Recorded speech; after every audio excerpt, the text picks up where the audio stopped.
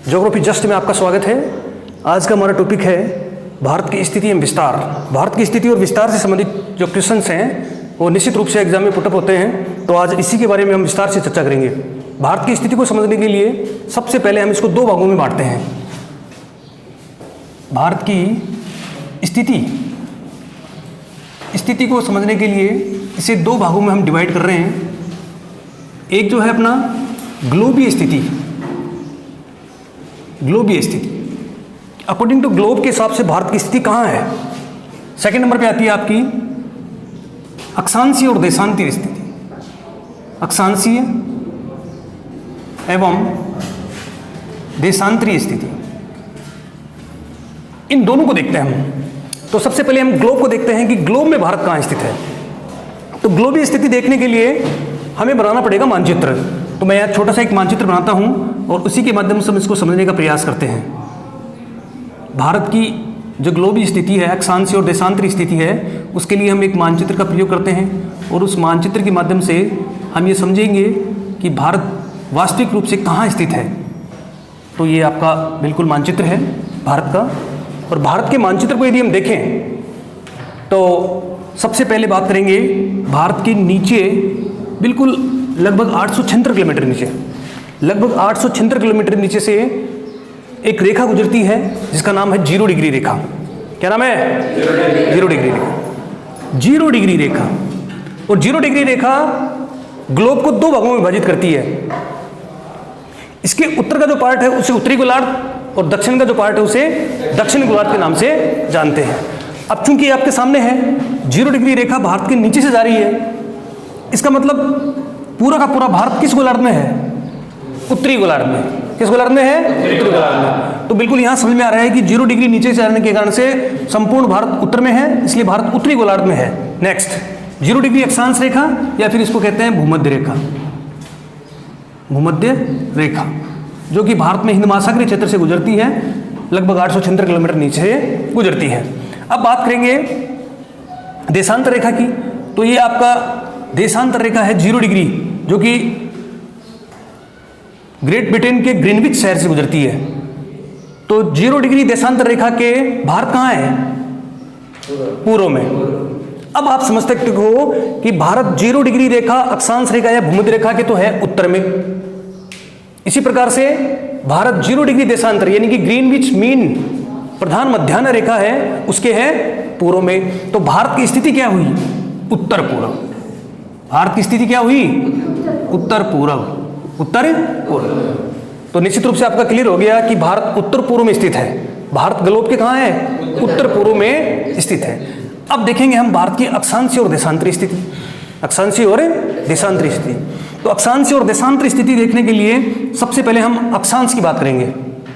तो अक्षांश की बात करें तो ये आपकी 0 डिग्री अक्षांश है, जिसको भूमध्य रेखा, विषुवत रेखा या 0 डिग्री कहते हैं। भारत उत्तर में है इसके।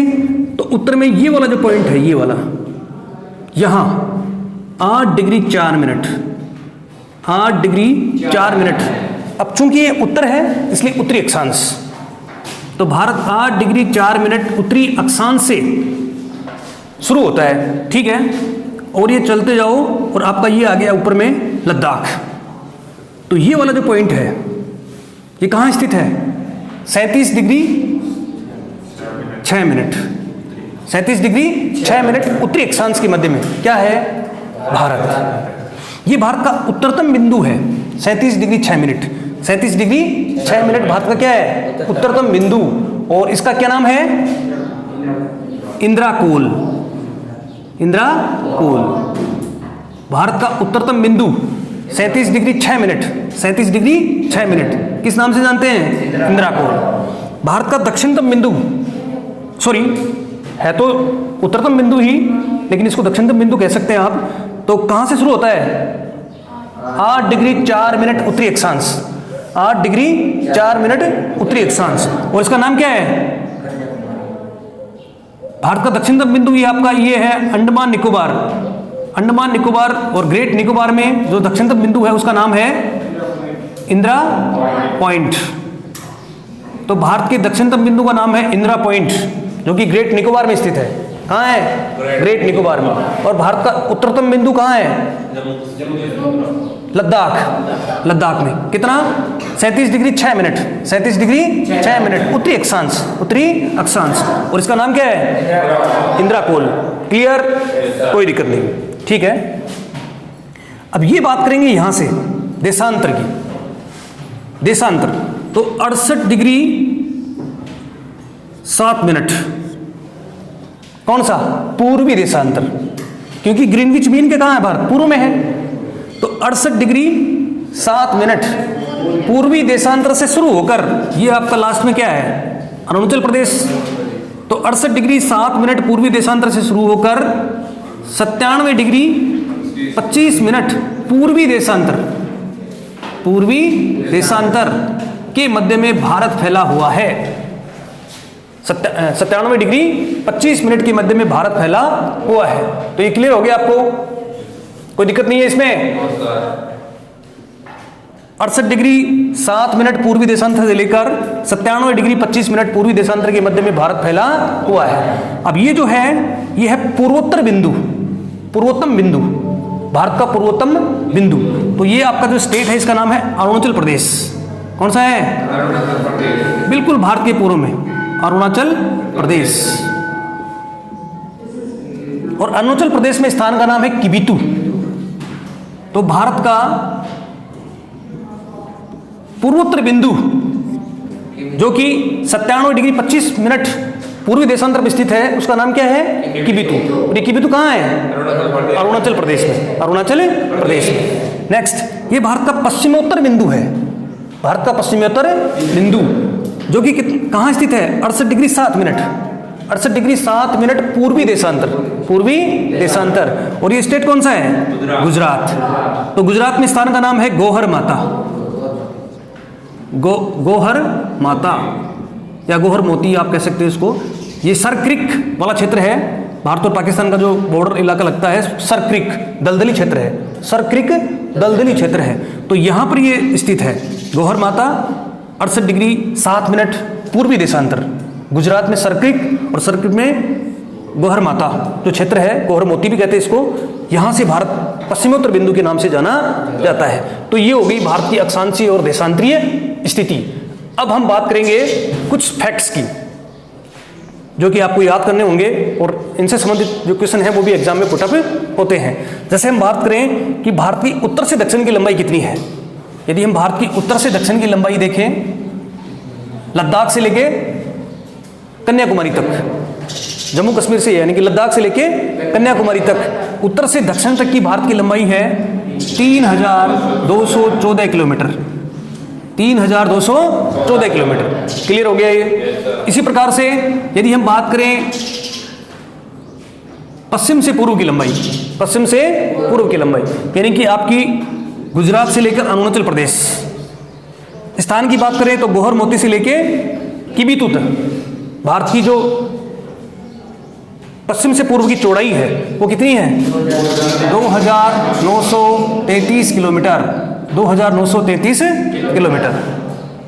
यदि हम इसका अंतर निकालें कि भारत की उत्तर से दक्षिण और पूर्व से पश्चिम की जो लंबाई है उसका कितना अंतर है, तो ये अंतर आएगा कि भारत उत्तर से दक्षिण में ज्यादा है 281 किलोमीटर, 281 किलोमीटर। क्या भारत का अक्षांश से विस्तार ज्यादा है? भारत का अक्षांश से विस्तार अधिक है। कितना अधिक है? 281 किलोमीटर, 281 किलोमीटर। नेक्स्ट बात करेंगे भारत की स्थलीय सीमा की।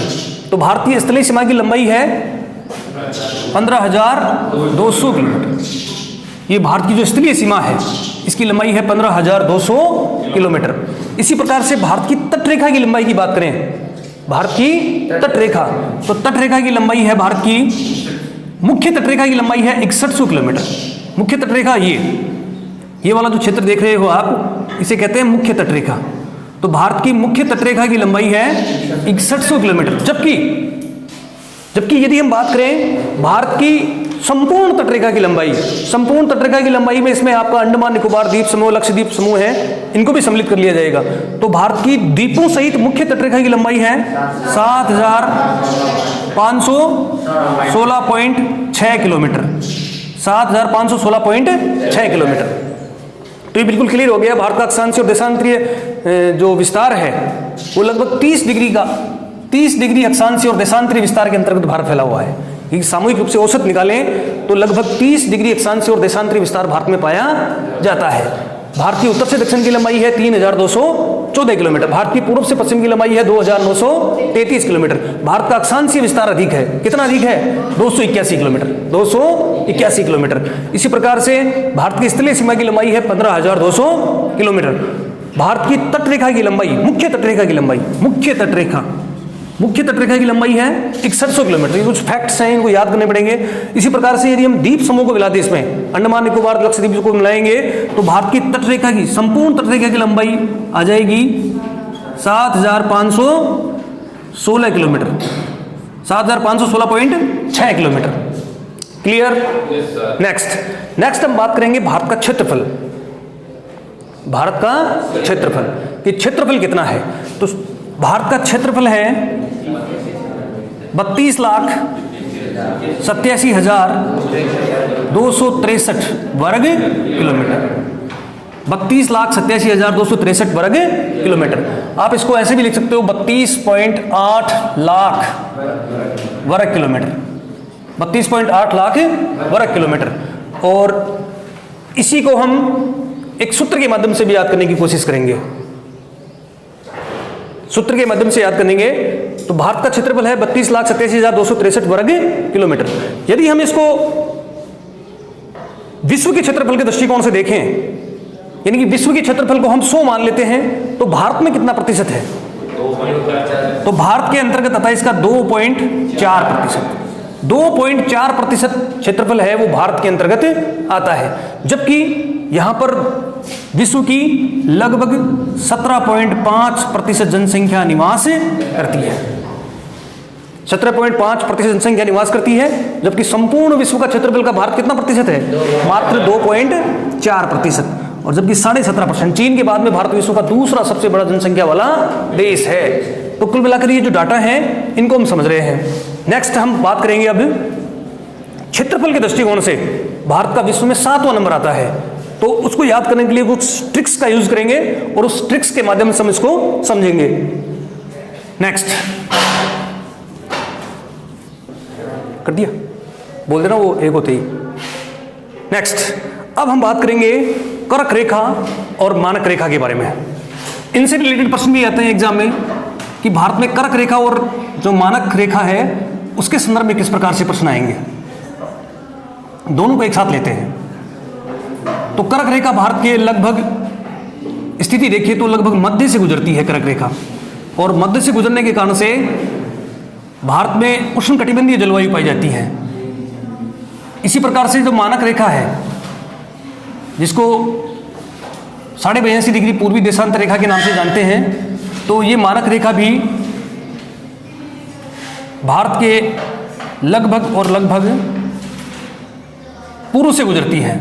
किस प्रकार से ये प्रश्न आएगा एग्जाम में, उनसे रिलेटेड यहाँ हम देखते हैं। सबसे पहले बात करेंगे कर्क रेखा की। तो कर्क रेखा की बात करेंगे तो कर्क रेखा भारत के 8 राज्यों से होकर गुजरती है। 8 राज्यों से होकर कर्क रेखा गुजरती है। अब वो कौन कौन से राज्य हैं, इनसे रिलेटेड प्रश्न भी आएगा। तो कर्क रेखा के लिए सबसे पहले हम बात करें तो ये जो बिल्कुल पश्चिम में है गुजरात, ये कर्क रेखा जा रही है। उसके बाद में ये आपका आ गया Rajasthan, number 2, number 1 Gujarat, number 2 Rajasthan. फिर यहां से ये आपका आ गया Madhya Pradesh, MP, number 3, number 4 Madhya Pradesh से लगता हुआ ये छत्तीसगढ़, नंबर 4, नंबर 5 ये वाला आ गया आपका झारखंड, नंबर 6 पश्चिमी बंगाल, और इसी प्रकार से नंबर 7 त्रिपुरा,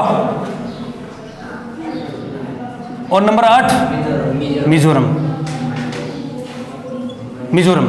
ये 8 राज्य हैं जिनसे होकर कर्क रेखा गुजरती है। तो आप इसको देख सकते हो, ये 8 राज्य हैं जहां पर 23.5 डिग्री उत्तरी अक्षांश, जिसको हम कहते हैं कर्क रेखा गुजरती है। 8 राज्य हैं। Number 1 Gujarat, number 2 Rajasthan, number 3 Madhya Pradesh, number 4 Chhattisgarh, number 5 Jharkhand, number 6 West Bengal, पश्चिमी बंगाल, नंबर 7 त्रिपुरा और नंबर 8 मिजोरम। ये जो राज्य हैं जिनसे कि होकर कर्क रेखा गुजरती है।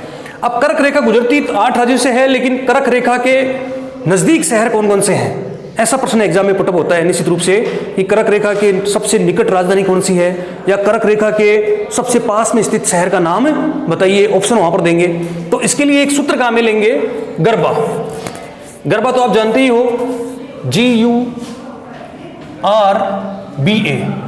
गरबा। राजस्थान का लोक नृत्य भी है गरबा। तो गरबा जो एक प्रकार का नृत्य है, तो उससे हम देखेंगे कि भारत के जो कर्क रेखा पर स्थित शहर हैं वो कैसे सेट होते हैं। तो सबसे पहले जी से गांधीनगर।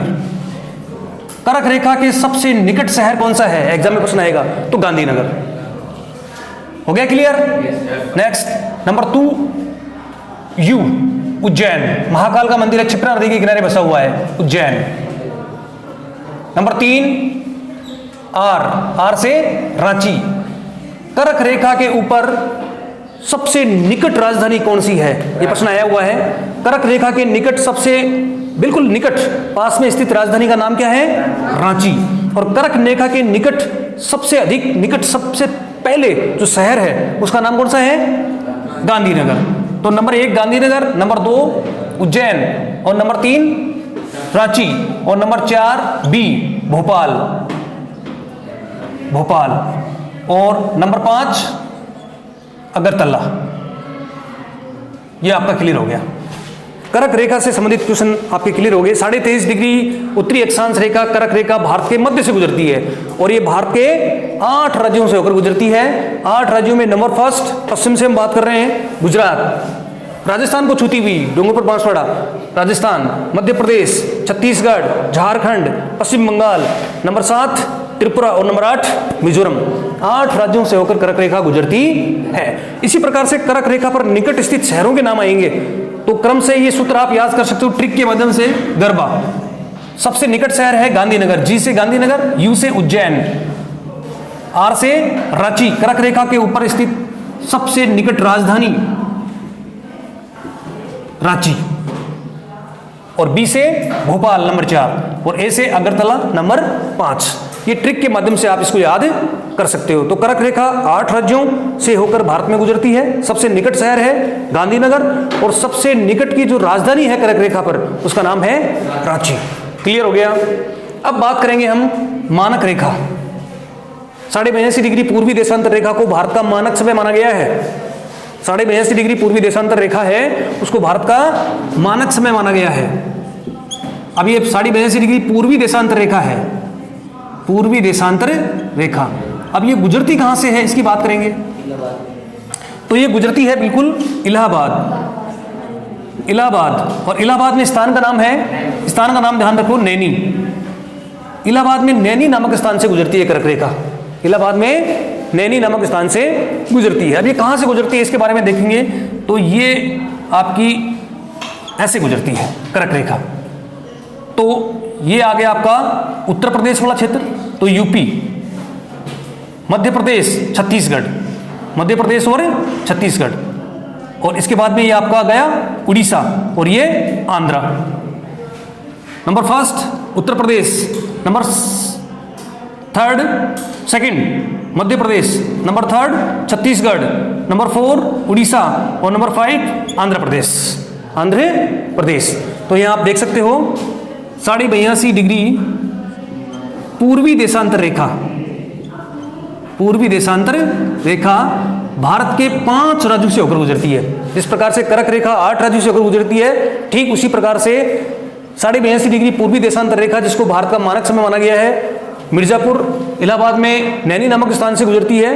ये भारत के 5 राज्यों से गुजरती है। Number 1 Uttar Pradesh UP, number 2 MP मध्य प्रदेश, नंबर 3 छत्तीसगढ़, नंबर 4 उड़ीसा, और नंबर 5 आंध्र प्रदेश। आंध्र प्रदेश। इस प्रकार से 82.5 डिग्री पूर्वी देशांतर रेखा है, ये भी भारत के 5 राज्यों से होकर गुजरती है। अब बात करेंगे, सबसे महत्वपूर्ण क्वेश्चन है, भारत के ऐसे राज्यों के नाम बताओ जहां से कर्क रेखा और मकर रेखा दोनों गुजरती हैं। भारत के ऐसे राज्यों के नाम बताइए, या ऐसे कितने राज्य हैं जिनसे कर्क रेखा और मानक रेखा दोनों गुजरती हैं। वेरी गुड, शाबाश। तो भारत में 2 राज्य ऐसे हैं जहां से कर्क रेखा भी और मानक रेखा दोनों गुजरती हैं। उन दोनों राज्यों के नाम हैं Madhya Pradesh MP plus Chhattisgarh CG। 2 राज्य ऐसे हैं भारत में जहां से कर्क रेखा और मानक रेखा 82.5 डिग्री पूर्वी देशांतर रेखा दोनों होकर गुजरती हैं। तो ये आपका मैटर क्लियर हो गया। कर्क रेखा और मानक रेखा से संबंधित जो एग्जाम में क्वेश्चन आते हैं उसके लिए मैंने ट्रिक्स का यूज कर सकते हो आप। जैसे कौन से ऐसे राज्य हैं जहां से कर्क रेखा गुजरती है, तो 8 राज्य हैं, बिल्कुल आपको सीरियल से हिसाब से याद होना चाहिए। उसके बाद में कौन सा राज्य कर्क रेखा के सबसे निकट है, या कौन सा शहर कर्क रेखा के निकट है, तो उसके लिए गर्भा जो सूत्र है उसका ट्रिक्स है, उसका प्रयोग करके आप आसानी से इसको सेट कर सकते हो। और मानक रेखा के बारे में 82.5 डिग्री पूर्वी देशांतर रेखा है, ये भारत के 5 राज्यों से गुजरती है। 5 राज्यों में ऐसे कौन से राज्य हैं जहां से कर्क रेखा व 82.5 डिग्री पूर्वी देशांतर रेखा दोनों टच करके गुजरती हैं, तो वो ऐसे राज्य हैं 2, मध्य प्रदेश व छत्तीसगढ़। ये क्लियर हो गया मैटर आपका। नेक्स्ट हम देखेंगे जो अगला क्षेत्रफल के आधार पर भारत के राज्य, छोटे और बड़े राज्य हैं, इनसे रिलेटेड प्रश्न भी आते हैं एग्जाम में। तो भारत में 28 राज्य व 8 केंद्र शासित प्रदेश हैं। 28 राज्य व 8 केंद्र शासित प्रदेश। इस हिसाब से देखें तो भारत में क्षेत्रफल के आधार पर बड़े राज्यों की बात करेंगे। सबसे पहले क्षेत्रफल के आधार पर बड़े राज्य, सबसे बड़े राज्य और छोटे राज्य। क्षेत्रफल के आधार पर छोटे राज्य। तो सबसे पहले बात करेंगे बड़े राज्यों की। तो बड़े राज्यों को याद करने के लिए एक ट्रिक काम में ले सकते हैं हम, राजनीति में महान यूपी। इस ट्रिक के माध्यम से हम भारत के 4 सबसे बड़े राज्य हैं उनको आसानी से याद कर सकते हैं। तो राजस्थान नंबर 1, नंबर 1 पे क्षेत्रफल के आधार पर सबसे बड़ा राज्य राजस्थान। नंबर 2 में से मध्य प्रदेश, ये दूसरा भारत का सबसे बड़ा राज्य। नंबर 3 महाराष्ट्र, और नंबर 4 यूपी। तो ये हो गए भारत के 4 सबसे बड़े, क्षेत्रफल के आधार पर 4 भारत के सबसे बड़े राज्य, राजस्थान, मध्य प्रदेश, महाराष्ट्र और उत्तर प्रदेश। अब बात करेंगे छोटे राज्यों की। क्षेत्रफल के आधार पर भारत के सबसे 4 छोटे राज्य कौन से हैं, तो इसके लिए भी हम ट्रिक्स काम में लेंगे। ट्रिक का नाम है GST नाग। आपको पता होना चाहिए कि गुड सर्विस टैक्स GST जब से लागू हुआ है, व्यापारियों के लिए एक नाग है। नाग मतलब एक मुसीबत है, गले में पड़ गई मुसीबत, GST। तो GST नाग, तो इसको हम सेट करते हैं सूत्र के हिसाब से। तो नंबर 1 सबसे छोटा राज्य G, गोवा, जी से गोवा। नंबर 2 S से सिक्किम, नंबर 2 भारत का दूसरा सबसे छोटा राज्य। और नंबर T त्रिपुरा, भारत का तीसरा सबसे छोटा राज्य। और नंबर 4 नाग से नागालैंड। इस प्रकार से आप इसको क्रम से सेट कर सकते हो। तो यदि हम भारत में 28 जो राज्य हैं वह 8 केंद्र शासित प्रदेश हैं, इनको यदि हम याद करना चाहें तो इस ट्रिक का यूज कर सकते हैं। और ये ट्रिक 1 बार 2 बार आप रिवाइज करोगे आपको अच्छी तरह से याद हो जाएगी। राजनीति में महान यूपी के लिए आप इसको अलग कर सकते हो। राजनीति राज से राजस्थान, नंबर 2 मध्य प्रदेश, नंबर 3 महाराष्ट्र और नंबर 4 उत्तर प्रदेश। ये हो गया आपका भारत के 4 सबसे बड़े राज्य क्षेत्रफल में। और छोटे राज्यों की बात करें, GST नाग, G से गोवा, S से सिक्किम, T से त्रिपुरा और नाग से नागालैंड। इस प्रकार से आप इसको सेट कर सकते हो ट्रिक का यूज करते हुए। नेक्स्ट हम बात करेंगे जिले। जिलों की बात करते हैं, भारत के सबसे छोटा और भारत के सबसे बड़े जिले कौन कौन से हैं। इनसे रिलेटेड प्रश्न भी एग्जाम में कई बार आ सकते हैं। तो सबसे बड़े जिलों की बात करेंगे। सबसे पहले बड़े जिलों की हम बात करें तो इसके लिए भी हम सूत्र काम में लेंगे कलेजा बड़ा। ट्रिक काम में लेंगे कलेजा बड़ा। तो कलेजा बड़ा भारत का सबसे बड़ा जिला क्षेत्रफल के आधार पर। कैसे? कैफ और कच्छ, गुजरात में कच्छ की खाड़ी वाला जिला कच्छ जिला है, भारत का सबसे बड़ा जिला है कच्छ। नंबर 2 लेह से लेह लद्दाख में। सेकंड नंबर पे भारत का दूसरा सबसे बड़ा जिला लेह से लेह लद्दाख वाला। नंबर 3 जय से जैसलमेर राजस्थान। 3 और बै से बाड़मेर। ये हो गए भारत के 4 सबसे बड़े जिले। 4 भारत के सबसे बड़े जिले क्षेत्रफल के आधार पर। नंबर 1 कैसे कच्छ, ले से लेह, जा से जैसलमेर और बै से बाड़मेर। इस प्रकार से आप ट्रिक का यूज करके आसानी से भारत के जो 4 जिले हैं, सबसे बड़े जिले हैं क्षेत्रफल के आधार पर, उनको याद कर सकते हो। और सबसे छोटे जिले की बात करेंगे माहे पुदुचेरी के अंतर्गत जो माहे जिला है वो भारत का सबसे छोटा जिला है माहे। तो ये क्लियर हो गया। नेक्स्ट अब बात करेंगे हम 7 सिस्टर्स। इनसे रिलेटेड प्रश्न भी एग्जाम में पुटअप होते हैं। 7 सिस्टर्स, 7 बहनें। भारत की 7 बहनें किसे कहते हैं? जो भारत के पूर्वोत्तर राज्य हैं, 7 छोटे छोटे राज्य हैं, उनको 7 सिस्टर, 7 बहनों के नाम से जानते हैं। 7 sister.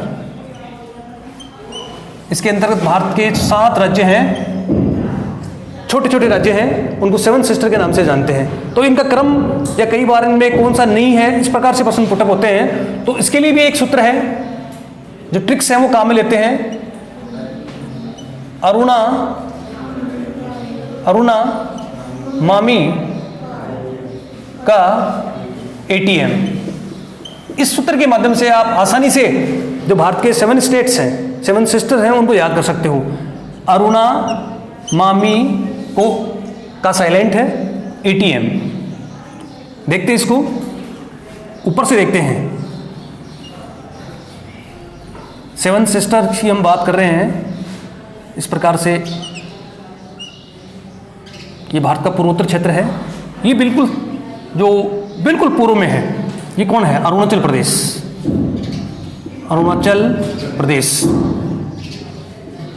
A for Arunachal Pradesh, Arunachal Pradesh. ना फॉर इसके नीचे नागालैंड। नंबर 3 मैं फॉर मणिपुर। नंबर 4 मणिपुर के मिजोरम। कितने हो गए? 1st, 2nd, 3rd, 4th। Next है ATM। ये जो क्षेत्र है असम। ये हो गया आपका नंबर 5। नंबर 6 त्रिपुरा और नंबर 7 ये आपका मेघालय। इस ट्रिक का यूज करके आप आसानी से जो 7 सिस्टर्स हैं उनके बारे में ट्रिक के माध्यम से याद कर सकते हो। अरुणा मामी का ATM, तो A फॉर अरुणाचल प्रदेश, ना फॉर नागालैंड, क्रम से चल रहे हैं सीरियल के हिसाब से। M for Manipur, me for Mizoram, T for Tripura, A for Assam और M फॉर मेघालय। ये 7 सिस्टर्स हैं जिनको आप आसानी से क्रम से याद कर सकते हो। तो आज के वीडियो के अंतर्गत हमने भारत की स्थिति और विस्तार के बारे में जो टॉपिक्स हैं उसको क्लियर किया है। नेक्स्ट वीडियो में हम इसी के माध्यम से भारत की जो पड़ोसी देश हैं और भारत की स्थलीय सीमा है, भारत की जलीय सीमा है, इसके बारे में भी विस्तार से चर्चा करेंगे। धन्यवाद।